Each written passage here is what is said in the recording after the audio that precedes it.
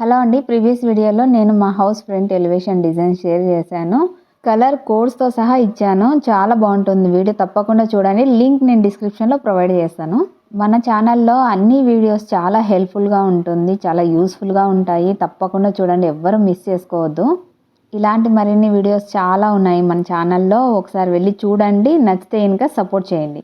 ఈరోజు వీడియోలో నేను బెడ్రూమ్ కబోర్డ్స్ షేర్ చేయాలనుకున్నాను. మేము బెడ్రూమ్లో వుడ్ వర్క్ చేయించుకోక ముందుకే మేము ఇలా స్టోన్తో షెల్ఫ్లు చేయించుకున్నాము.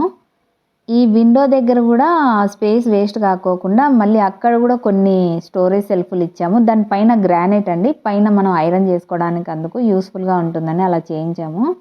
కింద కూడా మేము బెడ్ వేయించాము, హైట్ ఉండాలని చెప్పేసి, డస్ట్ అందుకు పోకోకుండా. మళ్ళీ పక్కన కూడా బీరువాకి స్పేస్ వదిలిపెట్టాము.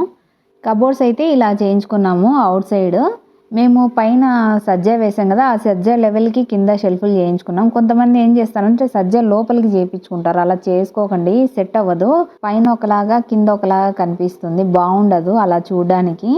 బెడ్రూమ్స్కి లామినేట్ షీట్ సెలెక్ట్ చేసాం మేము. లామినేట్ షీటే బెస్ట్ అండి. మీరు బెడ్రూమ్స్కి మాత్రం తప్పకుండా ఇవే లామినేట్ షీట్సే ట్రై చేయండి. మిగతా టీవీ యూనిట్ అండ్ కిచెన్ దగ్గర కావాలంటే గ్లాజీది వేసుకోండి. బెడ్రూమ్స్ మాత్రం అసలు గ్లాజీది ప్రిఫర్ చేయొద్దు. ఇందాక మీరు చూసింది మాస్టర్ బెడ్రూమ్ అండి. ఇప్పుడు చిల్డ్రన్స్ బెడ్రూమ్లో అయితే మేము ఇట్లా హాఫ్ గోడకు మాత్రమే పెట్టించుకున్నాము, మిగతా సైడ్ డోర్ వచ్చింది కాబట్టి. దీని కబోర్డ్స్ అయితే ఈ విధంగా ప్లాన్ చేసుకున్నాం మేము. చాలామంది లోపల కూడా వుడ్తోనే ప్లాన్ చేసుకుంటారు. అలా చేయకండి, చెదలు పట్టేస్తాయి. వుడ్ అంతా పాడైపోతుంది, మళ్ళీ దానికి మందులు కొట్టుకోవాలి. అదంతా చాలా రిస్క్ అవుతుంది.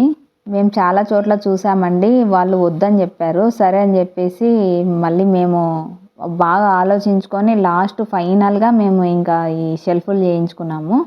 ఓన్లీ బెడ్రూమ్స్లో మాత్రమే ఇలా షెల్ఫ్లు చేయించుకోండి. టీవీ యూనిట్ దగ్గర మళ్ళీ కిచెన్లో మాత్రం చేయించుకోవద్దు, ఎందుకంటే మనకు నచ్చిన డిజైన్ చేయించుకోలేము అక్కడ. బెడ్రూమ్స్లో అయితే ఓకే. ఇవైతే స్టాండర్డ్గా ఉంటాయి. మన పిల్లలు లోపలికి ఎక్కి దిగినా కూడా అవి బ్రేక్ అవ్వవు అనమాట, డ్యామేజ్ అవ్వవు.